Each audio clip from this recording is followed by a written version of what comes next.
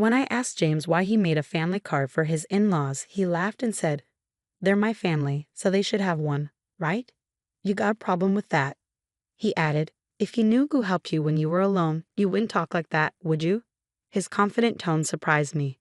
Was James always like this? He asked. "If you're grateful, you should do more for my family. Then you'll be part of it. Until then, you're like you're on a trial." I never heard of a trial in marriage before. James explained. I was silent. "It means you're not fully part of the family yet. If you don't like it, you can leave any time.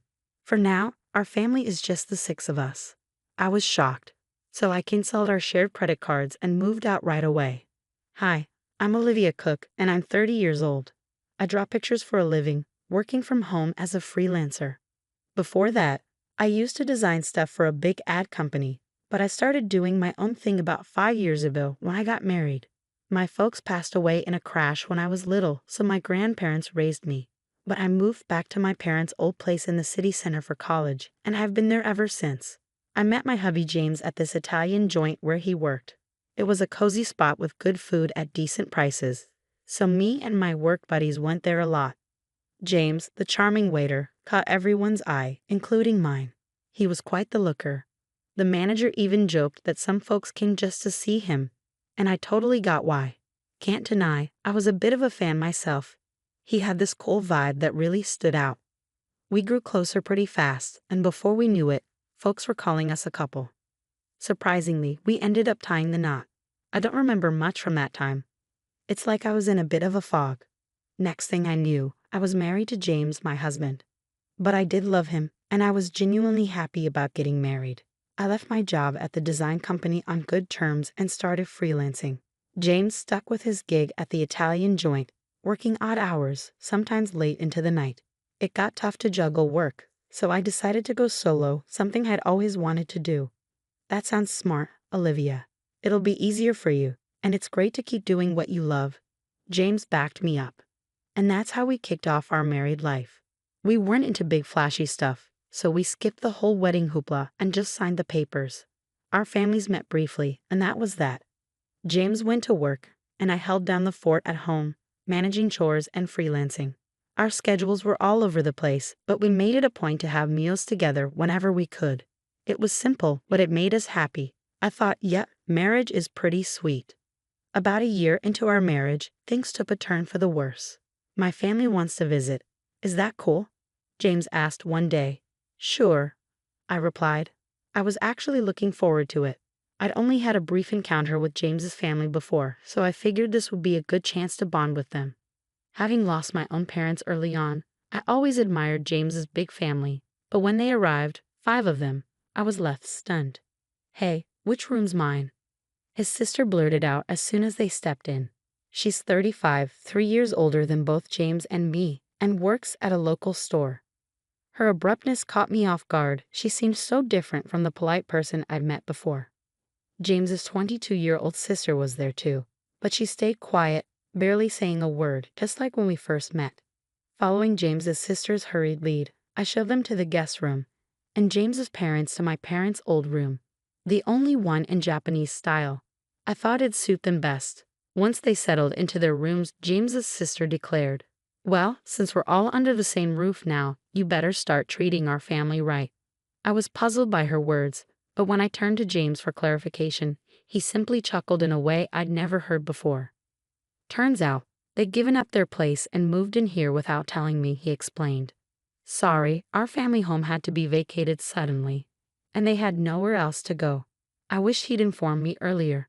I had assumed it was just for a day or two, not a long. James's family didn't hold back. From the moment they moved in, all 4 of them expected me to handle everything while they did nothing, saying whatever they pleased. They made no effort to find jobs or a place of their own. When I asked about their employment, I got yet another surprise. "Oh, I quit that awful job at the supermarket," his sister confessed. She was working, but it turned out to be just a part-time gig. I'd assumed she had a full-time job given her age, but she admitted she hadn't held a steady job since high school. James's parents also had part-time jobs they gave up before moving in, and his other sister, well, she was unemployed. She claimed to be a student, but that wasn't true. "Why should I work when I'm part of a well-off family now?" she reasoned. When I asked who she was referring to, I received another startling response. You obviously. You received a hefty settlement and insurance payout after your parents' accident, and you don't even have a mortgage on this place. You can live comfortably without having to work, James's sister remarked, chuckling. I voiced my concerns to James when he returned home, but he erupted in a manner I'd never witnessed before. Everyone's exhausted from being suddenly uprooted. Give them some time to recuperate. Or do you want to kick out my family, Olivia? I was stunned into silence. Then, abruptly, James softened his tone. I'm sorry for yelling. It's been a tough day for me too. Can you please try to be a bit more understanding? Looking back, James was adept at manipulating situations with a blend of kindness and severity. But in that moment, I failed to see it, agreeing to endure a bit longer. The situation with James's family grew more oppressive. They treated me like a servant at home and demanded money whenever they went out. We can't even look for jobs without some cash, can we? It's only fair, but if we can't find work, we'll just keep staying here, they reasoned. Reluctantly, I handed over some money, which they claimed to have used up without any luck in the job hunt. I suspected they never even bothered to search, but pointing that out would only lead to accusations without proof. And then James's entire family would lay blame on me for hours. Sharing my concerns with James didn't solve anything. Everyone's feeling frustrated about not finding jobs. Sorry, just bear with it a little longer. I'll have a talk with them, James would say, attempting to smooth things over. But as time passed, I felt like speaking up was futile. However, the frequency of their money requests gradually decreased, perhaps because James had a word with them. So the issue seemed to resolve itself. Of course, the money I had given them was never returned. Then, after about 2 months of enduring the situation, I noticed something alarming. Why is the credit card bill so high?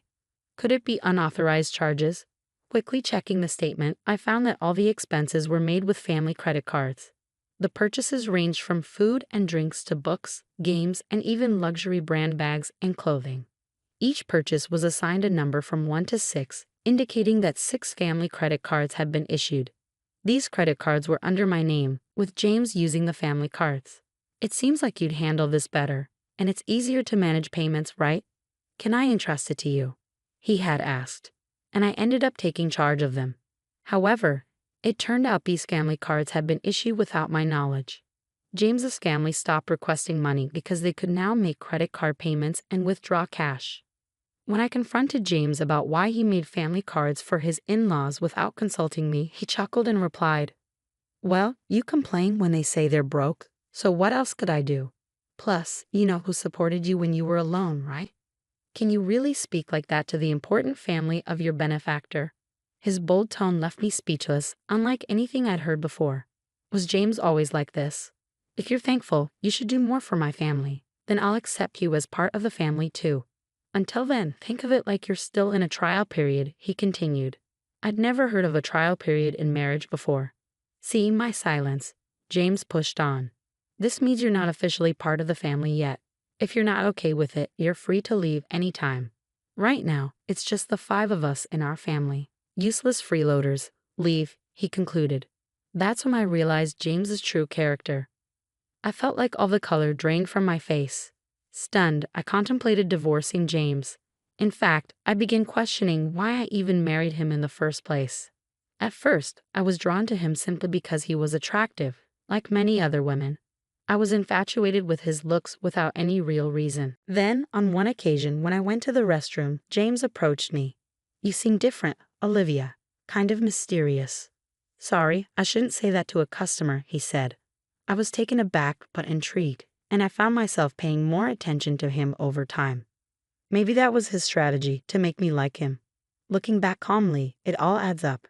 I remember once a colleague joked that I was a wealthy lady living alone in a condo, and it was after that James started chatting with me, perhaps because he was interested in my wealth and condo. Honestly, James wasn't exactly my type, to put it nicely. He was more modern, if I'm being blunt. He seemed a bit superficial. I preferred mature men who spoke softly and seriously. Yet, somehow, I ended up falling for James. I always found that perplexing, considering he was the typical handsome guy who could easily charm a woman, especially someone like me, who was new to the working world and not accustomed to men. I fell for his tricks and ended up marrying him. Thinking about it now left me feeling frustrated and ashamed. I wanted to lash out and break things around the house, but I knew better than to act on that impulse. Instead, I resolved to seek revenge. To accomplish that, I had to endure this situation a while longer, much like James manipulated me. My plan was to gain control over his entire family. The condo we lived in was purchased by my father with a mortgage shortly after I was born.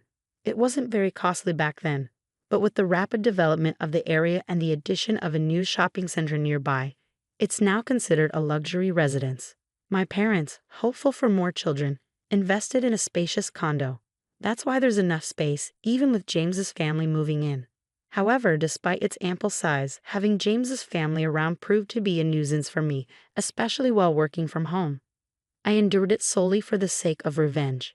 As James's sister pointed out, there's no mortgage payment for this condo. When I was 4, both of my parents tragically died in a car accident. They were returning from my paternal grandfather's funeral when they collided with a speeding car on the freeway. I was supposed to accompany them that day, but I had caught the flu that was circulating and had a high fever. Consequently, my maternal grandparents came to the condo where we resided with my parents to care for me, leaving me as the sole survivor. The mortgage payments were covered by the group credit life insurance, so the only housing costs I incurred were the management fees and property taxes. Upon seeing the amount, James proposed contributing just a bit more than that to our household expenses.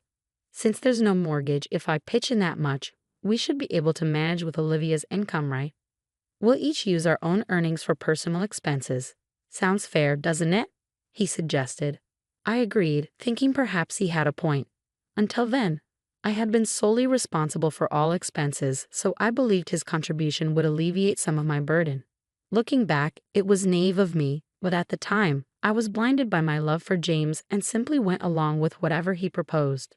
James likely sees himself as the head of the household and the one providing for me, which is why he can so casually refer to me as a parasite. However, the reality was starkly different. I was the one footing most of the bills, covering expenses like utilities, groceries, social outings, and entertainment. Now, with 5 additional dependents in the household, managing with just my income was becoming impossible. I was eager to rid myself of this burden as soon as possible, but I feigned ignorance and endured it. Gritting my teeth, I watched as James's family freely indulged in shopping sprees, reminding myself that I would have the last laugh. Then, 5 months after making the decision to divorce, the moment to take action finally arrived. I'm exhausted. It's time to make a choice. It's either me or your family, I told James, presenting him with an ultimatum. He was taken aback, but I pressed on without hesitation. None of your family members lift a finger to help around the house. They just dump all their chores on me. You know I work from home. I'm not idly passing the time. Yet they treat me like a freeloader and belittle me, claiming you're the one supporting me. I've had enough. I cried as I confronted James. His response was a smirk. Then you should leave. Didn't I warn you before? You're not truly part of this family yet. Giving up now means you haven't earned your place in it, he retorted. I feigned shock as I looked at him. What's surprising? If you can't tolerate my family, then it's you who must leave. And since I'm not to blame, I'll take this apartment as alimony and I'll claim half of your savings as part of the property settlement. Ah, so that was his scheme all along. That's why his entire family had been hounding me, attempting to drive me away. I had suspected it, but hearing it articulated so plainly still came as a shock. It was someone I had once loved and married, but thanks to this revelation, I made up my mind. Fine, I declared, resolved to divorce James. But this condo belongs to me, and I'm not at fault either. What did you say? The grounds for the divorce are your family moving in without my consent and your family disrespecting me, I asserted firmly to James. He'd appeared taken aback by my outright rejection of his terms, not expecting such defiance. It was understandable, as I had always acquiesced to his demands since our marriage. Recalling those moments filled me with anger. I can't stand another moment with you all, so I'll leave now. But be prepared to vacate as well. This is ridiculous. This is our home. We won't leave. Ever heard of tenant rights? You can't just evict us from our own home, James shouted. Ignoring his protests, I left the house and sought refuge at my grandparents' home. I divulged everything to them and requested shelter until matters were resolved. My grandparents were appalled by what I had endured and scolded me for not seeking their counsel sooner. With tears in their eyes, they embraced me. "I'm sorry, Grandma, Grandpa. I know I worried you, but I'll be all right now," I reassured them, forcing a laugh through my tears. The day after I left the apartment, James wasted no time in contacting me. "What's all this about? What mail are you talking about?" He inquired about the certified letter. I was impressed by how swiftly things were progressing. I had entrusted the divorce proceedings to a lawyer, and upon informing them of my departure yesterday, they had arranged for everything to be handled promptly today. "I'm not paying any alimony, and I'm not leaving the condo," James asserted. However, legally he was obligated to pay, and he had no right to remain in the apartment. "What do you mean? The condo is jointly owned since we're married. If that's your stance, then compensate me for half its value to buy out my share," he insisted, making an absurd claim. "Continuing this discussion is futile. Please communicate through my lawyer from now on," I stated firmly, ending the call. I anticipated he would likely call again the next day, but I had no desire to engage in further conversation that day. As expected, he rang me the following morning. "What's all this about?" He repeated the same line as the day before, displaying a lack of originality. "What mail are you referring to? The card's not working." "What did you do?" "What I did was cancel it. That card belonged to me, and you were merely an authorized user on the family card, remember?" Indeed, before leaving the house, I had transferred all the accounts linked to that card to another one and terminated it. Naturally, the family cards would cease to function when I canceled mine. "I was the one covering the expenses," I explained.